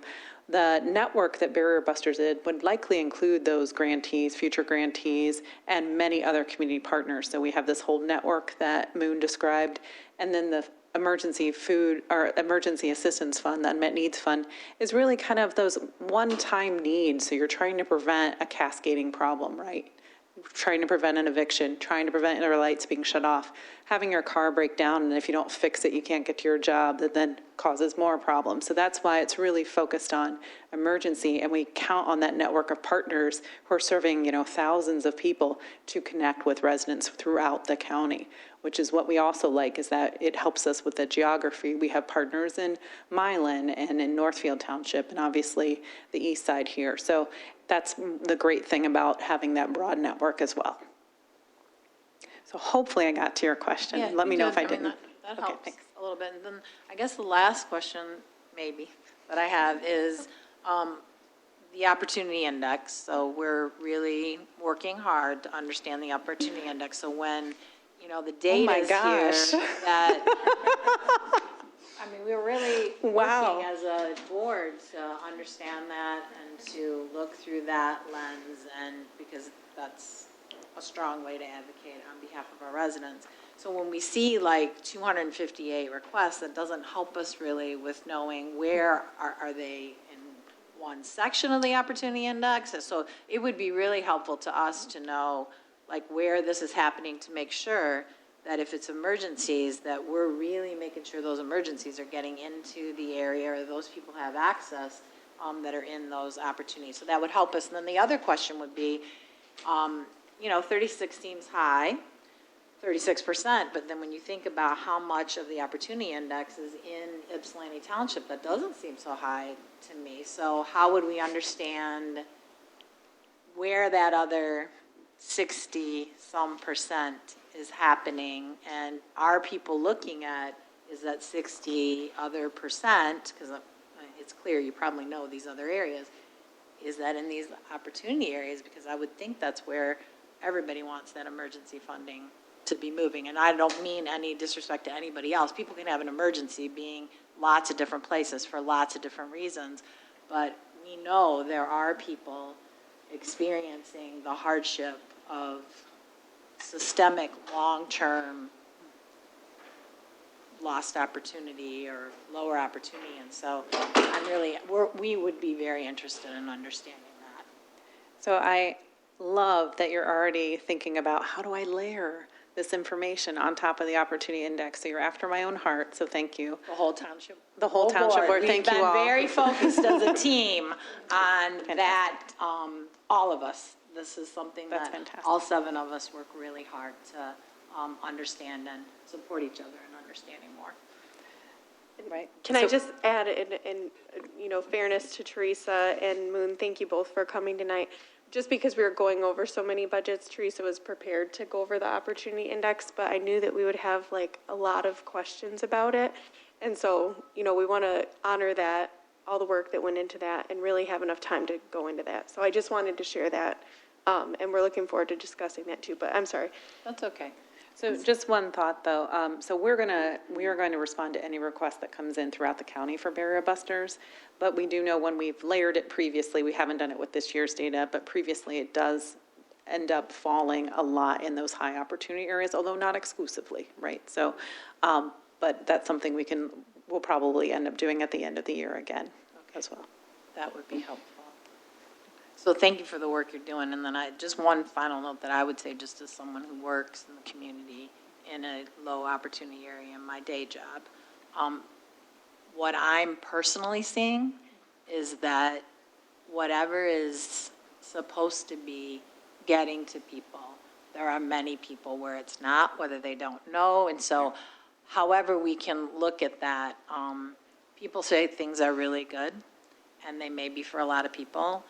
In my day job as a teacher, I am seeing a lot of stress, financial hardship, at a time when there's a lot of money that's circulating to help people. And so that's just to everybody. I say that to anybody that I know. And so whatever can be done to help, because, some people are good at knowing how to access resources, and there are other people who don't necessarily know, and what we can do to help encourage the opportunity for everybody to understand how to get emergency support and long-term systemic. I really applaud the work of the coordinated funding, because I think it's very progressive in thinking how we can help move people out of something in a longer-term way. But I'm seeing situations where it just doesn't look like it's filtering down in the ways that we're really hoping filters down to people, just even for basic emergency help right now, which is concerning. Not anybody, I'm just saying it's concerning as a community as a whole. It's connecting people to resources. Not everyone has a computer. Not everyone knows how to access a computer. And 211 is a good service, but you'll be on hold for a very long time, and then you're referred to someone else. The real barrier is connecting to the people who really need it. And sometimes that means developing trust of the communities that need it. That means going into the neighborhood, and doing things a little different, because they're not comfortable, not everyone, but they don't know how to ask for help, and it's hard to ask for help. So we need to figure out how to do that, better, and whatever we can do. We partner with Habitat a lot on renovations and stuff like, and we actually have someone that we pay to do community work to try, but even with that, it's not enough. I know a true story of someone who said, I have no food for my 2 children. They called, worked through a social worker, it's supposed to be delivered, it wasn't. So 2 days is too long to wait for food. You know what I mean? And I'm not blaming anyone, but I know there's a lot of resources, there's a lot of money, there's a lot of agencies, there's a lot of people getting paid to direct it, and high salaries and funding for those salaries.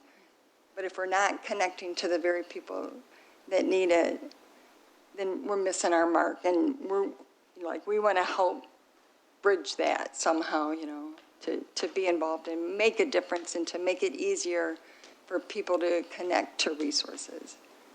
It's very difficult right now. Jimmy? Yeah, one question. I've seen the municipal assistance you had. Is this just from last year, or are these municipalities, is this every year that these municipalities are putting into this fund? Yeah, good question. So we've been receiving assistance from the city of Ann Arbor and Washington County pretty consistently since our founding. And last year is when, in 2020, is when Ypsi City and Pittsfield Township started to give, and they've made it, it is now a reoccurring annual donation to Barrier Busters. Yeah. Okay. All right, thank you. I figured I'd ask since it's budget time, and we probably won't discuss it tonight, but in the next couple of months here, maybe we'll I have an opinion. figure something out. Mr. Winters, did you have a question? Actually, yeah, there's a question, although it may be prefaced by some observations, because I've known Teresa for many years. And just sort of also bringing over Trustee Swanson's question. But as far back as Go to the microphone.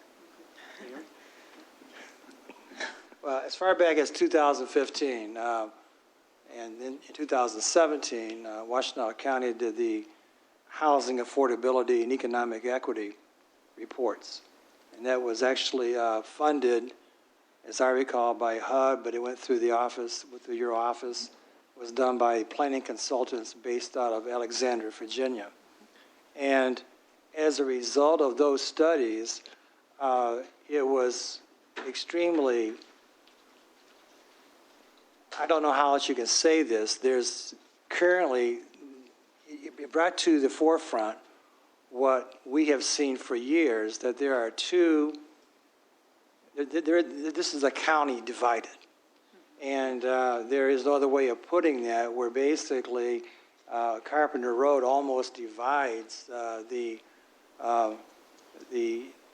Ypsi Township and the city from the rest of the county, and the disparity is so great that going back in 2015, the affordability study stated that the township, and to a lesser extent the city, could no longer be the affordable housing option for Pittsfield Township and for the city of Ann Arbor. And that there were a number of neighborhoods in Ypsilanti Township that, to use the planner from Virginia, were actually on the tipping point. That was and that they were entering into a point of no return in regards to what was occurring over here, much of which was also fostered by the policies and the distribution of housing vouchers, where the housing vouchers were being basically exported from other parts of the county to Ypsilanti Township. And so then you layer on top of that report, or reports, the Opportunity Index, which again shows that the mortality rate for African Americans in Ypsilanti Township is 17 years less than other parts of Washtenaw County. And so you have some of the most economic segregated impacts in Washtenaw County than any county in the United States. And so then you throw into the mix, so we know what the problems are. We know the tipping point has been identified for years. The township has tried to throw everything we have. In fact, tonight on our agenda, we have 4 different items that will be dealt with to try and achieve neighborhood stabilization. We've worked with Habitat, worked with the county treasurer, we worked with everybody we possibly can to stabilize neighborhoods. And so when I see that, Pittsfield Township's contributing $25,000 and the city of Ann Arbor $70,000, and of course, I mean, they may have done so over the previous years, it doesn't really get to the point that I'm trying to ask here is, what is the end game? What is the real game plan? What's going to be the game changer to sort of change, to move the needle to where the city of Ypsi and Ypsi Township is not viewed by the county as being the affordable housing option of the Washtenaw County, to where a lot of these issues, the rent assistance, utility assistance, the food banks, and we see it every day. I mean, and Brenda's right. The county spent the first $12 million of their ARP funds on extending broadband to the western part of Washtenaw County. So, again, it's a house divided. It's a county divided. And I know that you are eager to be a solution to that division, but I know when we look at these kinds of issues right now, it's not new to the board members or to ourselves up here as to what we've seen, and we just really need your assistance, I think, to convey those messages back, because we've met with the University of Michigan Poverty Solution Index to try and get our arms around this issue, and it's, I know, we're not saying that any of these are Band-Aid solutions. They're obviously, they need it. They're much more, they're really in need. But I guess the question I'm having to ask is, what is really the long-term game here? Because you've had study after study after study. Brenda has the map showing the colors, the opportunity index. Trustee Swanson's correct that 36% is not that surprising a number given the population over here, and also then throwing into the mix the housing policies of the city of Ann Arbor and the housing voucher system to have those vouchers distributed again for the eastern Washtenaw County. So I just think the board wants to be part of a solution that's going to be comprehensive and to really get to where we don't have a county divided. And right now, I think the county is divided based upon wealth, race, opportunity, and don't take our word for it. I mean, that's what it's clear as a bill in the Opportunity Index, and I think it's kind of shocking in 2021 that we find ourselves in this kind of a position. And so I think that the question I have after all that is, what is truly? I mean, where do we go from here? Where do we really go from here? Because the money can go so far to help people in need right here, right now. But what is the real long-term game plan for Iberia Busters in relationship with the housing affordability, economic equity study, opportunity index, and all these things? Because they do need to be put into a kettle. They are percolating.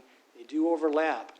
But someone's got to really take some kind of a leadership role, because otherwise we'll have the same conversation, I think, this time next year. So there was a question, but there was also kind of some background information as to what we've been dealing with for at least, all during my adult life. So I can count on you, Mr. Winters, to really lay on the really heavy questions. So, I mean, I think you're pointing out is sort of we're dealing with decades and decades of challenges, right? So we have a lot of historic land use patterns that are racist and exclusionary that have helped set up our county the way it is. We know a lot about where, in particular, Black and brown populations were allowed to live, and now we have that history. We actually did this analysis in 2017 with something called Affirmatively Furthering Fair Housing, where we mapped and took a look at the history of segregation and how it's impacting us today. So in a lot of ways, we are dealing with sort of these old, sort of historical, institutional racist practices that we basically have to hopefully not take as long, but have to unravel over time, right? And so I totally appreciate what we're still experiencing today and the challenges many of you have brought up tonight about where we're still seeing sort of these concentrated areas of poverty, and that they're often impacting Black and brown communities in particular, and that's where we need to be looking at a long-range strategy. So just some of the things we've talked about tonight do all fit together, right? But it's probably not enough, and I just want to be upfront and honest about that. The Barrier Busters Network and the Unmet Needs Fund is specifically about emergency assistance, so preventing sort of that cascading problem, right? The new human services partnership that we're talking about to replace coordinated funding, we're still, the amount of funding that was always in there was about $4 or $5 million a year. And we're hoping to get close to that number. Maybe we'll get a little bit more, but that's not going to still be enough to address all these problems when we're talking countywide, even if we're looking at them focusing much more on poverty, racism, and trauma, which will likely put them in areas that you saw in the Opportunity Index, maybe even more strongly than they were before. The housing practices that we've got, we're seeing some progress because that's a huge piece of it. The housing costs in our county are exorbitant. We're seeing people that where vouchers used to come to the east side, people are being priced out of the county completely, not even being able to find things in Ypsilanti. I know you've seen your housing prices coming up, maybe not everywhere, but definitely going up. It's a county-wide. It's not just in Ann Arbor and Pittsfield like we saw in 2015. We're seeing that throughout the county. But that's very problematic, right?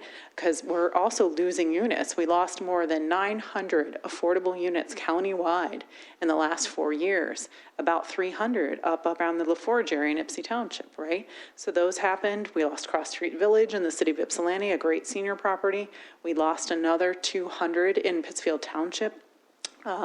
Linden, what is it called? Linden, I'm forgetting the last name of it, the last name of the unit, but another senior unit and then another family unit. So we're losing a lot of that affordable housing, and that's problematic because if you have a voucher, you could count on going to one of those properties and be able to find housing there. And now, again, you're being priced out. So I do see it sort of a layering of sort of the emergency assistance, the ongoing support, and then some more strategic and policy-focused things around housing in particular and other needs. I do appreciate the city of Ann Arbor passing that millage for their Prop C millage for affordable housing. So they are committed to developing affordable housing and have now money to do so on their kind of underutilized parking lots in their downtown area. So that will help with some housing stock in Ann Arbor, but it takes time, right? So it always takes between 3 and 5 years for an affordable housing development because there's a lot of financing and steps to it. So we might be here, unfortunately, kind of having a similar conversation next year because these are problems that are going to take more along the time period of 5, 10, maybe 15 years. But if we're not making progress every year, that's a problem. But we do see kind of how they all fit together and want to keep moving it along. And that also takes, ongoing support, ongoing funding. And we're really grateful for like the SARA program we've talked a lot about tonight. We know that that program for rental assistance will continue through the end of the year and that there will be additional funding for next year. So we want to make sure we're getting the word out to as many people as possible about that rental assistance. It can go for 12 to 15 months of support for rent. It also will help with some utility and internet, not as much. You don't get the whole 12 to 15 months. It can be back rent, but it can also be paying forward. So we can help with a lot of housing stability over the next year or two, which will help, and then we can start working on some of those other pieces as well. So not solving everything, I would never say that we could, but definitely working on it, and do appreciate you being so engaged in the conversation. Other questions or comments? So 2015 is when that report came out. Yep. And we're 6 years later, and we're worse than we were. Yes. So we haven't, as far as progressing, we missed that mark, right? That 5-year mark of progress. I think some of the things that need to be looked at is a policy too. And I'm not sure if you can do it because of HUD regulations. There's a lot of federal regulations. And I'm not blaming anyone, but we need to look at what is causing it. So when all the county programs refer everyone with a voucher, I mean, like the Lana Center, the homeless center, they give a 30-day voucher for someone to go live, but there's nowhere to go, so they send them to hotels here.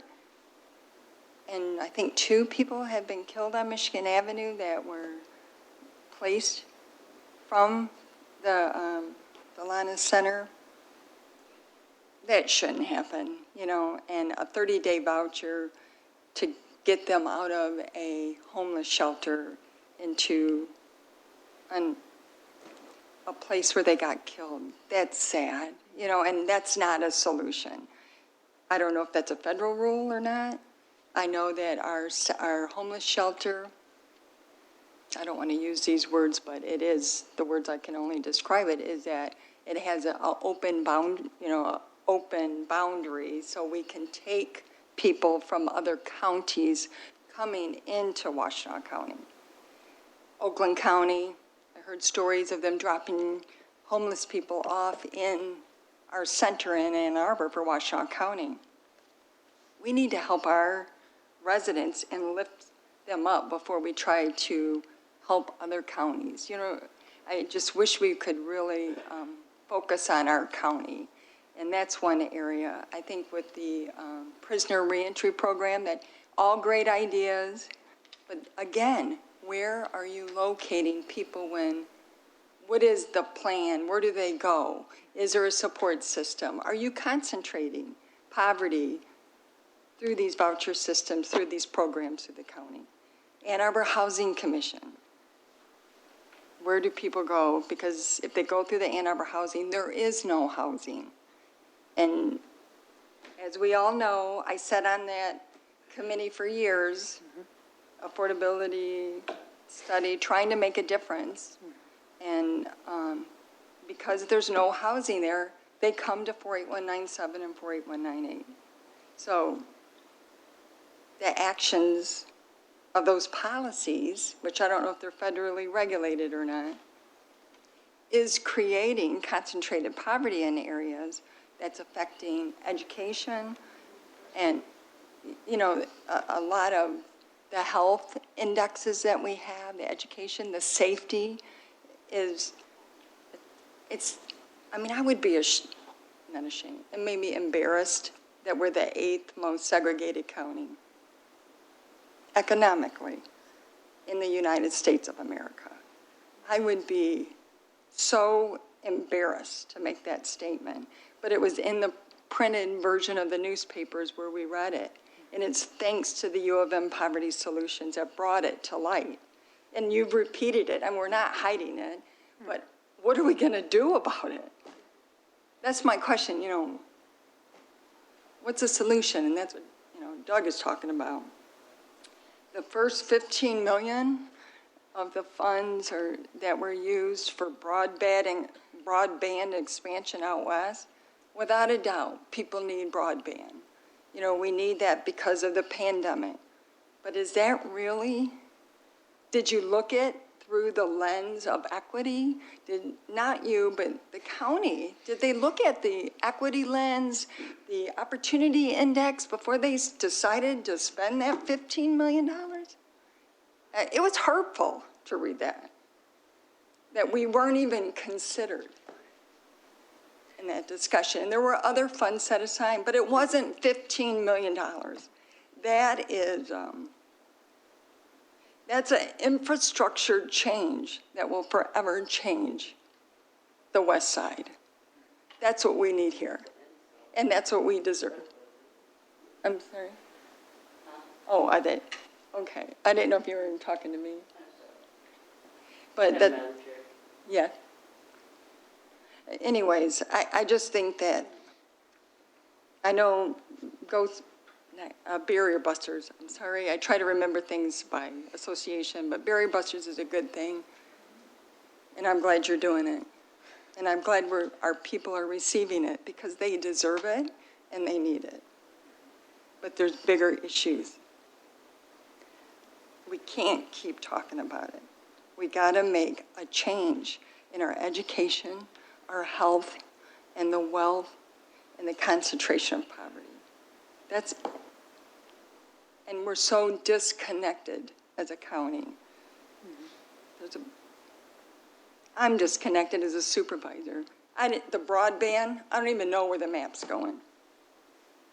I was told that Ypsilanti Township gets 140 houses. Whoopee.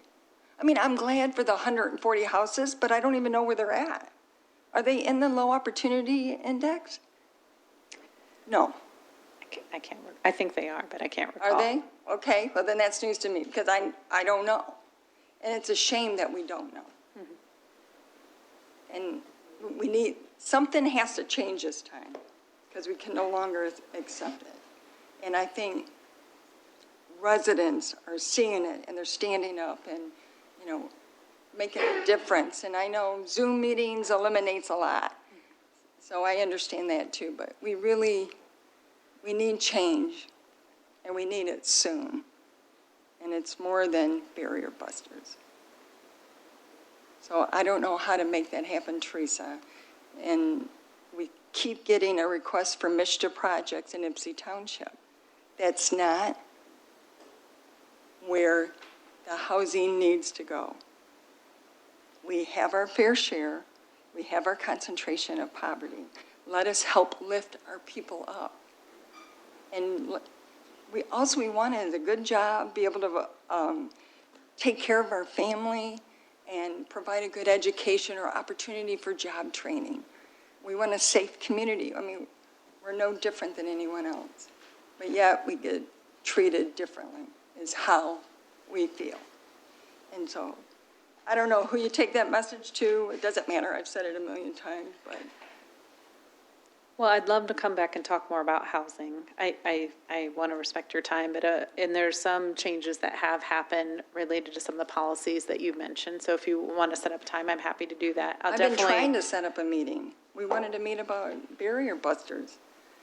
And before it came to the work session, so yeah, I would love to meet in person, not on Zoom. Sure, that would Okay. be great. And then as far as, I will pass on the message around the ARPA funds, I will say that they're intending to have additional funding coming down over the next 2 months, this October, November. I'm not sure what's all in those packages. I'm not in all those conversations, so I apologize. I don't have all that information. And then there'll be some additional ones in the spring. So if there are things that you are looking for, I'd really encourage you to reach out, obviously, to your commissioner and administration as well. I will pass it along, though, our conversation tonight, and send that up to administration as well. But the first thing you did was $15 million for broadband going out west. Like, how did that become the number one thing? You know what I don't, and I know they've been working on it for a long time, and I know that people need it, so I understand the need for it.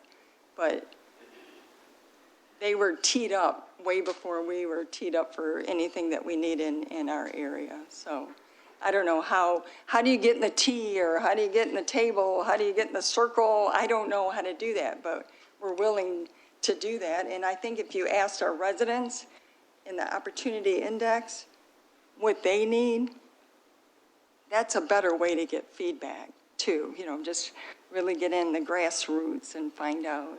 I mean, I know Debbie Swanson knows from the schools and stuff like that, but I mean, we need a change to make a difference in 48197 and 48198. So your zip code doesn't determine the outcome of your life. I don't have any further questions. On that note, I mean, I think we're very, very grateful. Get your mic down. What? We're very, very grateful for, like, emergency support, because it was needed and it was COVID. I think just because it's been unearthed, there's very pressing urgency on our part. It isn't like we don't want people here. We want to take care of the people who are in Ypsilanti Township and see this change happen that everybody's saying needs to happen, because what happens is we have this high concentration, and then people look at both the city of Ypsilanti and Ypsilanti Township like, well, you know, they're just like burdensome because we've got to spend more emergency funds and we've got to go do this. Well, that's going to happen when poverty is concentrated. Right. And then you have situations where people who maybe don't need the assistance, they're going to move or they're going to leave because things are so concentrated. We just want people to do well. We want people to have a high quality of life. We're not saying we don't want that here. We just can't take more. When reports are saying we can't take more, we need people's help in understanding that. And then we have to be very progressive and forward-thinking in how we're going to lift people up. And I know we're speaking, like, you've worked on this a lot, Teresa. I'm sorry, I haven't seen you in a lot of the meetings. I know you understand this, but what happens is we are, like, we got to do something now, and then we'll get to it the next time. Like, the next time is not now. We have to start planning for where the puck's going to be, not where the puck is. We have to do that because people, like generations of people, have been waiting and will be waiting if we don't make real structural change, cooperative structural change across the county. So I know there's a lot in what was passed, and I know that I don't think people are going to argue with the West Side needing internet if they haven't had it, because the pandemic pointed out how important that is. But then I asked the question, what about Augusta? Is everybody sure? Like, I haven't seen the maps. I don't know. Are there other areas in the township that don't fall to the west that had that same high need? And then the offshoot, or the payoff, I guess, whatever the the balancing act, from what I heard in it, is that, well, then we're going to help with like internet stipends on the east side. See, again, that's emergency assistance. That's not long-term structural infrastructure that betters life. It's assistance that could disappear in a year. It could disappear in 2 years. So that doesn't help us move our community forward in the same way. And, you know, people could say, well, we have infrastructure. We do, but a lot of it's aging.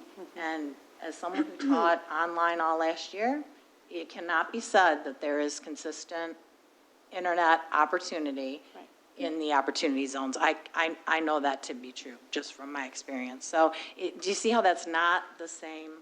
It's not the same. Infrastructure that's going to get broadband out to places where it's hard to be is not the same as giving people who are having a hard time affording it a stipend that could run out. I mean, it is Not equitable. It isn't. Well, it is to some degree, but it's not long-term equity, and it's not intended to move people up and out, to uplift, which is the goal that the Opportunity Index, that's the goal we have. So we appreciate you being here. It probably feels like we've been waiting for someone to come and talk to us about this. Because we want to understand better, but we really are concerned about action on behalf of people and our community as a whole. The health of your community is gauged by the people who are most at risk. That's who we have to look to. That's how we treat the people who are most at risk. It really does harm the quality of life for everybody. And we want a high quality of life for everyone in Ypsilanti Township. Madam Chair.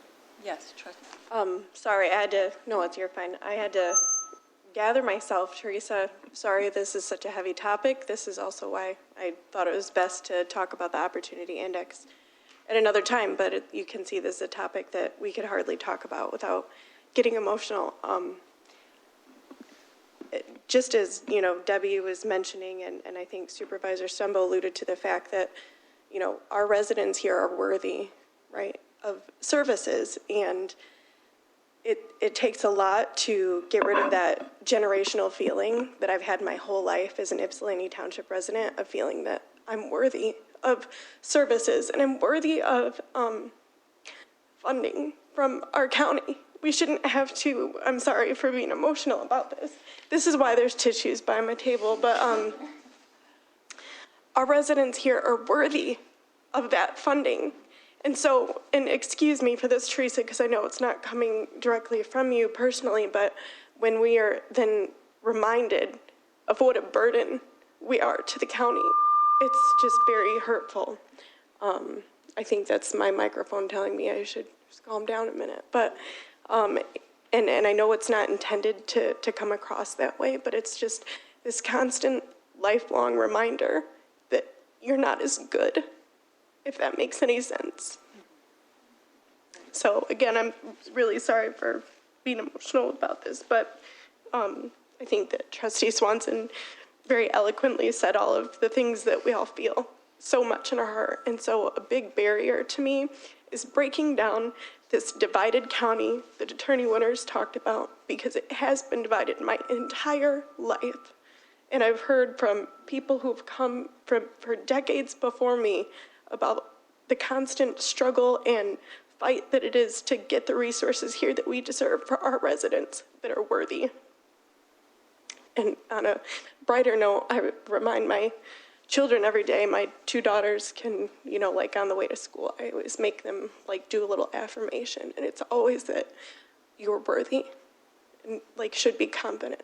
And so I want every resident in our township to feel like that, not like this map that's so segregated. There's no other word for it. This is our home. This is where we live. And so I apologize that this is such a heavy topic for us. And I don't mean it to feel all directed at Teresa and Moon, you as well. It's nice to meet you. We're so glad you're here. Just thank you for the opportunity to let us share and discuss these, situations in our county that we have to fix and move forward, actually move forward. So thank you. And we are happy to be here, and I'm sorry that I can't speak to some of the bigger things especially around the recovery plan. So I will pass that on and see if we can get someone to come talk with you or meet separately if that can happen. That, I know that's been a lot of coordination from the Board of Commissioners. I really do feel like they're probably your key points to talk to about anything you'd like to see in the future sort of packages that they're developing. I think they're really kind of trying to take the lead. I know there was a number of town halls. There was also the survey. The results of that are going to be presented in a few weeks. So I'll send that over to you all so you know when you, so at least you can see some of that feedback and where they might be going with some of those future, I guess, packages of funding. In addition to the 71 million that we received in the ARPA funds for the county is also designating some general fund dollars. So they're trying to expand what's available too. So I know that that number is daunting a little bit around the broadband, but I do know that there is interest in significant investments. I apologize again, I'm not in all those conversations, so I can't speak to those specifically, but I know that there is interest in that, and so there is still time to engage, I think, around those future expenditures. So just really encourage you all. Again, I'll pass it on, but it's different when I send it up than it is when you have those conversations directly with the commissioners and with the administration. So I just wanted to share that with you. I know that's probably very top of mind and will continue to be over the next few months. So probably the timing is most essential for that as well. Structural change is what we're looking for. Infrastructure investment. Got it. Okay. I don't need notes for that. All right. Got it. Duly noted. Thank you for having us tonight. Thank you. So we have about 15 minutes. You want to take the only thing I do want to ask, if it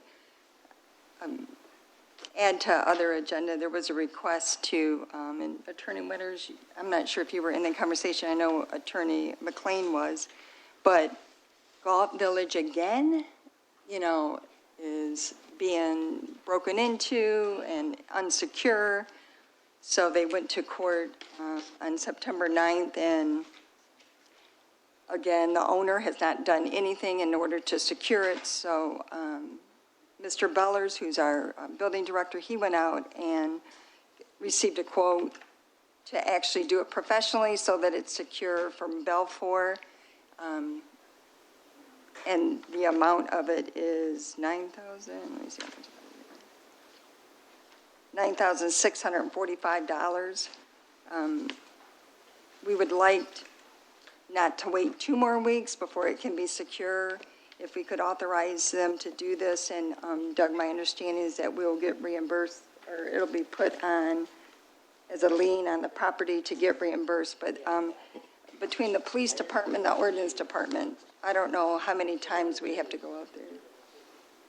Yeah, actually, I think I mentioned to Stan one day, and maybe to others, that I think we need to get a total cost of everything that we have expended on that property during the time period it's been owned by Mr. Hull, and get a judgment lien on this property, because we can't continue to subsidize recalcitrant property owners such as the Galt Village operation over there.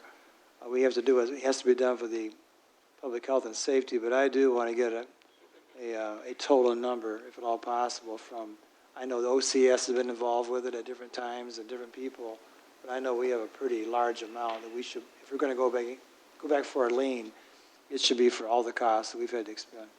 And it's been significant. Okay. So if there is a sale, then we can hopefully recoup our dollars, because it remains on the market for sale, but I don't know exactly at what point in time, when it's going to be sold, if ever. But we need to get a handle on how much we need to put on it as a lien, besides this $10,000. And we've been in court for years with them to do it, but it has to be safer than what they do to make sure it's protected. And we will get a total cost for that. We can do that.